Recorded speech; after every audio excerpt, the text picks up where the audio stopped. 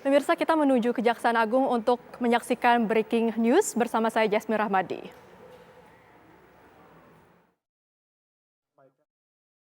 Dan apa yang saya alami, ini untuk materi detailnya lebih baik yang berwenang menjelaskan, tapi ini dalam rangka saya memiliki beban moral. Beban moralnya itu adalah hari ini saya dipercaya mendapatkan amanah oleh Bapak Presiden Jokowi sebagai Menteri Muda, dan juga saya memiliki keluarga yang dimana harus meluruskan ini semua dan juga mempertanggungjawabkan kepercayaan publik yang sudah diberikan saya selama ini. Dan saya harap dengan proses resmi ini nantinya bisa diproses tindak lanjut secara resmi juga, di mana ini bisa kembali untuk membersihkan nama saya dan juga kepercayaan yang sudah diberikan baik dari Bapak Presiden Jokowi maupun masyarakat yang selama ini sudah mendukung saya. Dan kehadiran saya hari ini sebagai individu, bukan sebagai Menteri Pemuda dan Olahraga, karena tudingannya dan tuduhannya juga itu Dito sebagai warga negara biasa, dan itu periode waktunya juga sebelum saya menjadi Menteri Pemuda dan Olahraga. Jadi kawan-kawan media, sekali lagi terima kasih. Saya harap kita bisa tetap disupport, dan juga saya berjanji saya akan berjuang untuk mengembalikan lagi citra kita dan juga kepercayaan masyarakat yang mungkin hari ini menjadi tanda tanya, dan itu saya pahami, saya terima. Yang penting ke depan kita akan tetap kerja keras untuk pemuda dan olahraga, dan masyarakat sekalian, ayo kita pantau bagaimana ke depan Kemenpora ini. Dari situ saya harap trust dan citra bisa kembali baik. Terima kasih sebelumnya. Saya kira itu yang bisa disampaikan oleh Mas Dito, ya. Jadi nggak ada tanya jawab untuk Mas Dito. Nanti selanjutnya kami akan menyampaikan hasil pemeriksaan dari apa yang sudah dilaksanakan oleh tim penyidik dari tindak pidana khusus dengan Mas Dito tadi. Mas Dito, terima kasih, sekian dan terima kasih atas press conference pada hari ini. Sehat selalu ya. Terima kasih. Mau nggak Pak? Kalau Mas Dito mau. Oh enggak, udah. Silakan. Pamit ya. Ya. Terima kasih.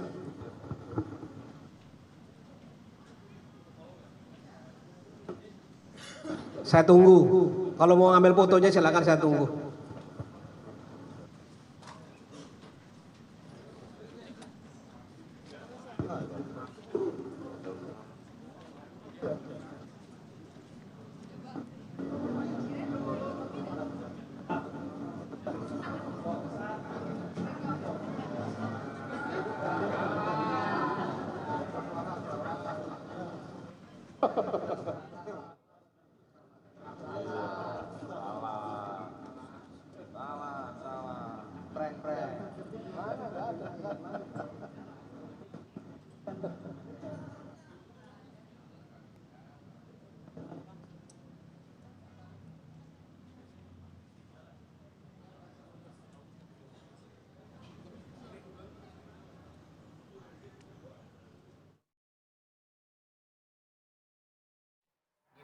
Ya pemirsa, demikianlah informasi dari Gedung Kejagung, di mana tadi baru saja dilakukan pemeriksaan terhadap Menpora Dito Aryo Tejo, di mana dalam pemeriksaan ini Menpora menjadi saksi kasus dugaan korupsi BTS Kominfo. Tadi pun dalam pemeriksaan tersebut Dito juga menyampaikan beberapa informasi, dan saat ini kami akan langsung tunjukkan Anda pernyataan dari Kapus Penkum. Tadi perlu rekan-rekan ketahui pada hari ini untuk perkara BTS kita memeriksa 8 orang termasuk Mas Dito tadi. Ya. Nanti kita rilis secara detailnya, ya. Untuk lebih lengkapnya dari hasil pemeriksaan tadi, Pak Dirdik monggo untuk menyampaikannya. Terima kasih. Assalamualaikum warahmatullahi wabarakatuh. Selamat sore rekan-rekan sekalian. Sebagaimana kita ketahui pada hari ini tim penyidik Kejaksaan Agung bidang tindak pidana khusus telah melakukan pemanggilan terhadap Saudara Dito dalam rangka untuk mencari titik terang terkait dengan informasi yang selama ini seperti sebagaimana rekan-rekan ketahui beredar isu tentang adanya aliran dana. Yang bersangkutan kami periksa sejak dari jam 1 sampai dengan jam 3 dengan 24 pertanyaan. Semua pertanyaan dijawab dengan baik, transparan, terkait dengan materi pertanyaan tentu saja tidak bisa kami sampaikan di sini. Namun yang jelas bahwa peristiwa tersebut kalau toh benar adanya nanti itu di luar tempus peristiwa pidana BTS. Jadi tolong dibedakan peristiwa tindak pidana terkait dengan pengadaan infrastruktur BTS paket 1 sampai dengan 5 secara tempus telah selesai. Dan selanjutnya terinfo dalam rangka untuk menangani atau mengendalikan penyidikan, ada upaya untuk mengumpulkan dan memberikan sejumlah uang. Sehingga dari hal tersebut nampak jelas bahwa peristiwa ini tidak ada kaitannya dengan tindak pidana yang menyangkut proyek BTS paket 1 sampai dengan 5. Ya, agar dibedakan ini. Karena kemarin terinformasi ini kaitannya atau dana mengalir dan sebagainya. Ya, jadi kami terikat dengan tempus dan lokus. Mungkin itu yang bisa kami sampaikan. Silakan, ada pertanyaan rekan-rekan media? Di depan. Selamat siang, Pak. Saya Hedi dari Kumparan. Ini mengonfirmasi di luar dari pemeriksaan tadi, tapi terkait BTS juga. Yang soal Happy Hapsoro, apakah ada kemungkinan akan diperiksa juga atau ini? Kan yang didakwaannya itu perusahaannya disebut meminta proyek baterai spesifik dan solar gitu. Apakah akan diperiksa atau tidak? Karena dirutnya memang sudah tersangka. Nah, itu apakah akan digali soal pengetahuan si pemilik perusahaan ini dengan permintaan si dirut itu? Terima kasih, Pak. Terima kasih.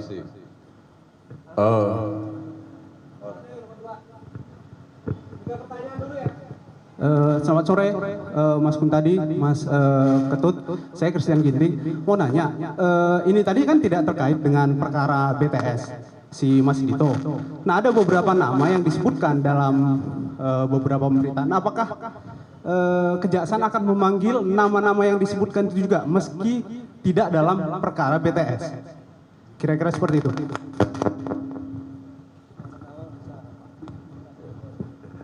Terima kasih.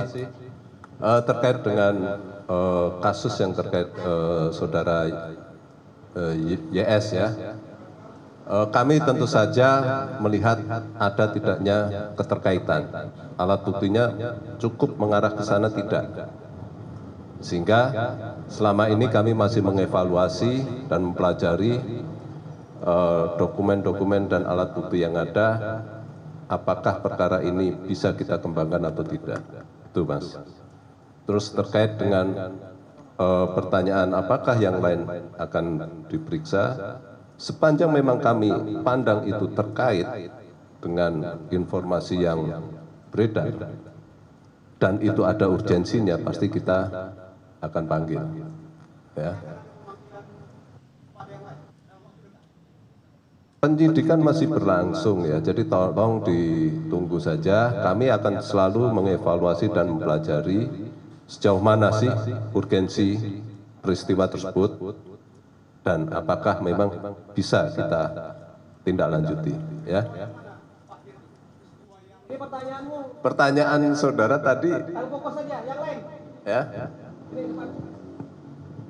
Dari Afid Koran Tempo mau menanyakan, kabarnya Kejaksaan sedang tidak hanya memeriksa Dito tapi juga Nistra aliran duit.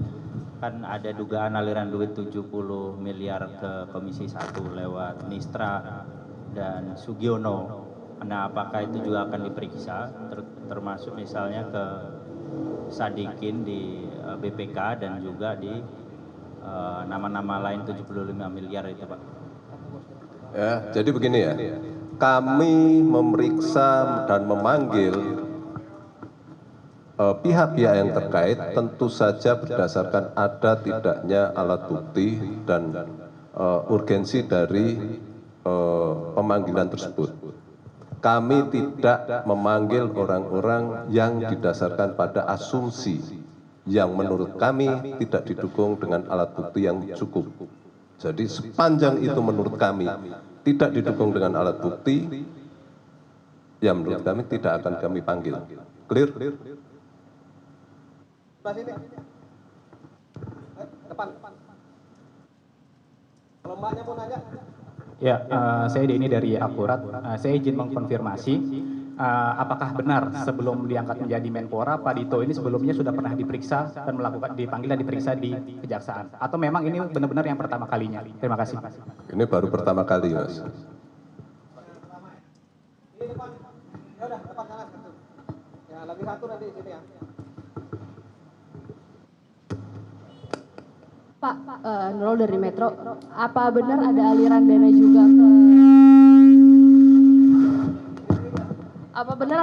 dana juga ke Erlangga, Pak?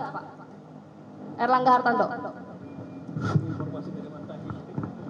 Jadi aliran dana sejauh ini sedang dalam proses koordinasi dengan PPATK dan sedang dalam proses penyidikan. Kemana dan bagaimana tentu saja kami tidak bisa menerangkan di dalam jumpa pers ini, ya. Itu materi penyidikan kami. Lagi satu pertanyaan ini. Ini.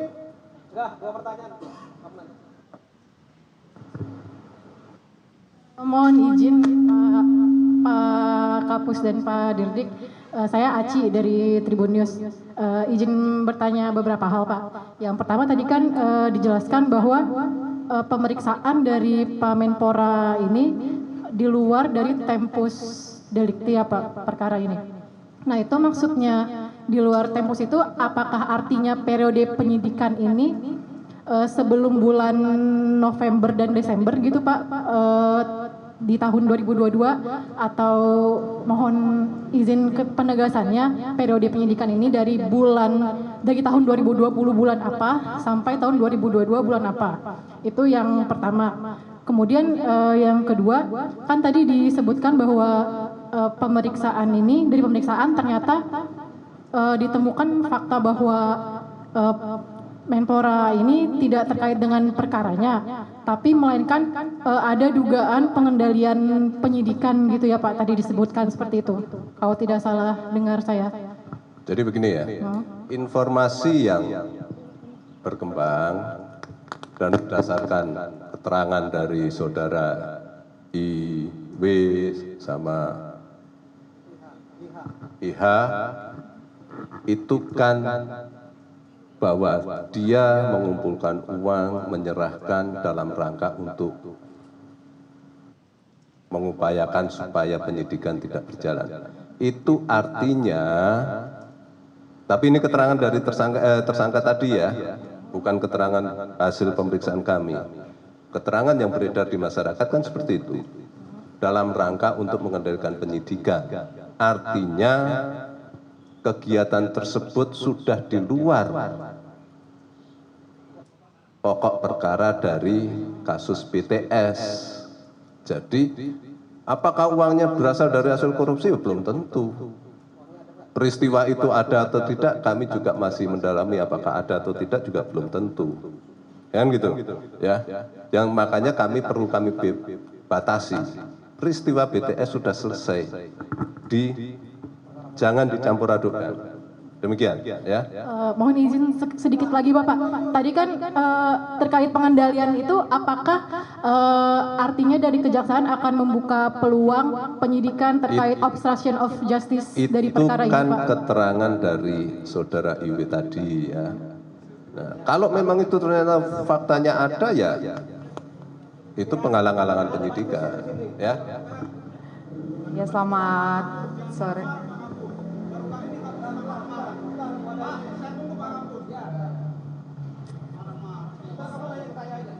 Selamat sore Pak Kapus, Pak Kuntadi. Tadi penegasan aja sih Pak, kan tadi dijelaskan juga oleh Pak Dirdik bahwa tidak akan ada pemanggilan jika tidak ada urgensi, tidak ada alat bukti. Nah sementara hari ini Mas Dito kan hadir di Kejaksaan Agung melakukan klarifikasi. Nah apakah walaupun ini bagian dari penyidikan yang tidak bisa dibuka seluruhnya kepada publik, apakah kemudian pernyataan yang keluar di dakwaan di BAP itu betul soal 27 miliar ini masuk, entah itu diperuntukkan untuk apa, itu pasti jadi bagian penyidikan, tapi 27 miliar ini betul ada nggak transaksinya? Penegasan aja sih Pak, terima kasih. Terima kasih. Terima kasih. Tentang betul atau tidaknya justru itulah kita lakukan pemanggilan. Bahwa nanti apakah yang lain bagaimana yang tersebut sepanjang memang urgensinya menurut kami itu harus kami dalami, pasti kami panggil. Tapi kalau itu masih bersifat asumsi, tentu saja kami tidak bisa bermain di sana. Mungkin itu. Saya kira itu ya rekan-rekan media ya. Pertemuan Preskom pada sore hari ini sudah jelas ya. Sepanjang semua ada kaitan dengan pembuktian di persidangan untuk pokok perkara yang sedang berjalan, kami tetap akan melakukan suatu klarifikasi dan pemeriksaan. Rekan-rekan tunggu saja semuanya dan bersabar ya. Apa yang beredar di masyarakat, di media, tetap kami jadikan acuan untuk melakukan informasi dan klarifikasi ke depannya. Sekian dan terima kasih. Assalamualaikum warahmatullahi wabarakatuh dan Om Sadiatu.